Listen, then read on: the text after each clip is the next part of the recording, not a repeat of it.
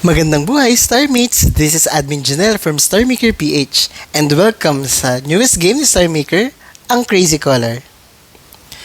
Para makapasok sa Crazy Color, we could enter here and click Crazy Color.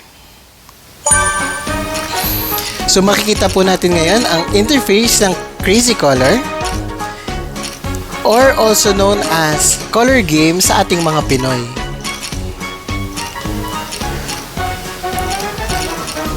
Ito po ang mga pwedeng i-click. So as you can hear, meron po siyang sounds. We can click here para mawala yung sounds.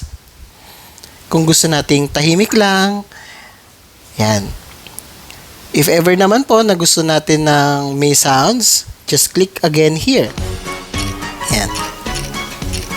So below po nun, makikita po natin ang how to play or help button. So, ito po ang mga rules ng game. I will explain this all during the game. So, here's the payout table. Kung magkano ang papanalunan. Yan.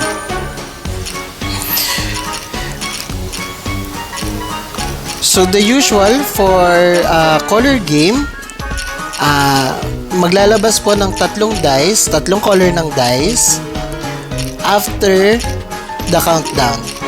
So, magkakaroon po ng 20 seconds na countdown. Yan.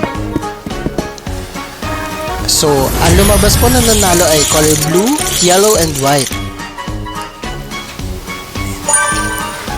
Kapag po lumabas yung color nyo ng 1 time, so 2 times po nung tinaya natin na mapapanalunan.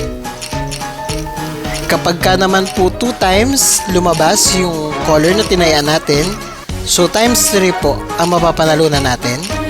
And if ever naman pong tatlong same color na tinaya natin, times 4 naman po. So there are 3 modes here. So the regular one, the 10 times double bet zone, and the 30 times triple bet zone.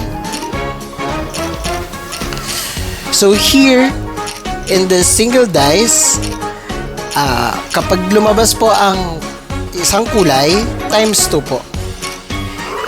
Dito po sa pangalawa, sa double bet zone, if ever po na lumabas, halimbawa sa una, yellow, kapag po lumabas sa color game ay dalawang yellow, magkakaroon po tayo ng times 10 ng tinaya natin. And about naman po dito sa triple bet zone, if ever tumaya tayo dito, kahit anong kulay na lumabas, na tatlong pare-pareho, mananalo po tayo ng times 30 ng tinaya natin. Okay? Dito po sa bandang baba, makikita natin itong button na ito.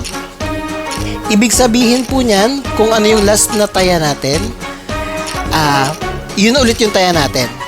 Okay? So, here naman sa times 2, if ever nagtaya tayo ng 2 coins, tas i-click yung times 2,